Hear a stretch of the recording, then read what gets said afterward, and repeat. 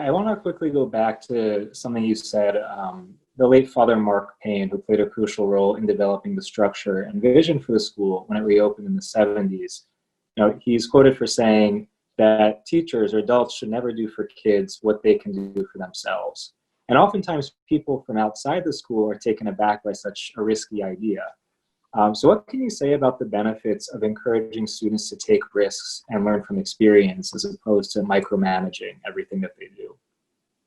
Yeah, well, I mean, the biggest risk, I think, for any of us is to, especially at this time of year, you're interviewing me now, I'm sure it'll be put up on social media and stuff, and people could be looking at it on the 4th of July. But we're in the midst of the Easter season, right? Moving towards Pentecost. And the biggest risk that any of us take is to let go of control ourselves and to place ourselves in the power of the Holy Spirit, because you have no idea what the hell will happen. But this place is proof of that. I mean, that things happen here that we didn't plan. We couldn't have possibly planned it. I mean, you get a prompting to try something and say, I hope you're right, Lord, and you have to risk. Well, a lot of people are averse to risk, right? They want to control everything, and depending on what's happened in their life, if they've been wounded in any way, they're sometimes even more inclined to try to control everything. So it's hard to get people to open their hands and let go. See, and that's one of the things that that we work with kids a lot on, even to the point when you're hurt, when you've been wounded, you try to hang on to the anger of the wound, and it paralyzes you eventually. You can't grow, right? So that risk taking is essential, I believe, for the people of faith. And of course, the problem is you have no idea what will happen. You don't know the Spirit moves where the Spirit wants to move, when the Spirit wants to. And you just have to be able to trust enough to go with it, right? Abraham was called to come to a place that I will show you. And he started to walk in faith. That's what we do. So helping the kids to see that and to take chances, is what we do. Now it's hard when you're a teenager, but remember, you have to teach like your grandmother, right? Who said, your grandmother used to say the same thing over and over and over until you could predict exactly what she would say when.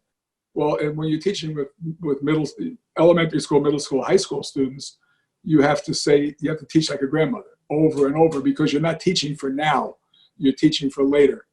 That the kids, as they get older, they can pull something out and say, now I know what they were talking about.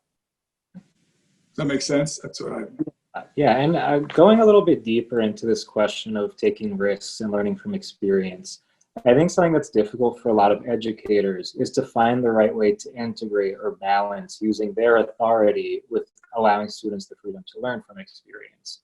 And if you look at the rule of Benedict, authority is never something self-referential. It's never about affirming, the person in power. Instead, it's always exercised for the sake of pointing the other monks, or in this case, the students, toward a greater tradition that they all participate in and are seeking to live out together. So how would you describe the relationship between tradition, authority, and allowing students the freedom to learn from experience? Sure. Yeah. I mean, the teacher authority is really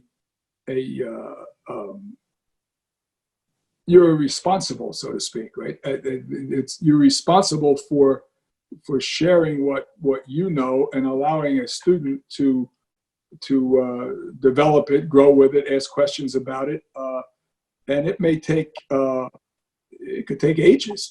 In fact, lots of teachers may never see the benefit of their work, but because by the time it really takes root in a person, it could be years later. So to not insert yourself so much into the process that it becomes about you, but rather it becomes about this relationship. One of my favorite movies, every once in a while I make the kids watch it, is the original Karate Kid, right? Because because Daniel is doing things and he has no idea what he's doing and he thinks it's stupid, right? Until this moment of enlightenment happens, this glimpse, so to speak, of something greater. And I think that's what we, as teachers, that's what you work for. You work for these glimpses that the kids can get of something greater.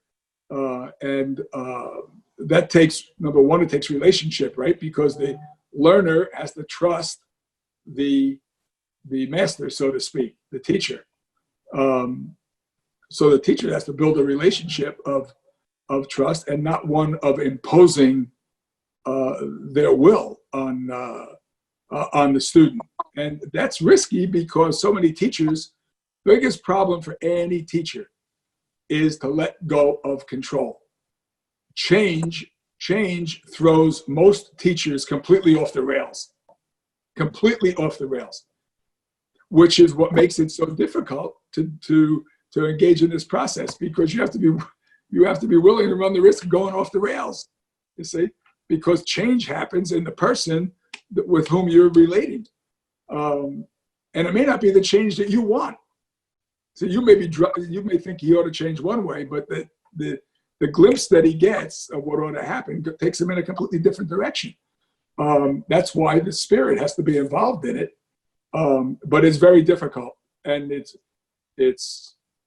can lead to what seems like chaos. You know what I mean? That this is like craziness, but you have to stick with it long enough to see that new life can emerge, glorified life, resurrected life.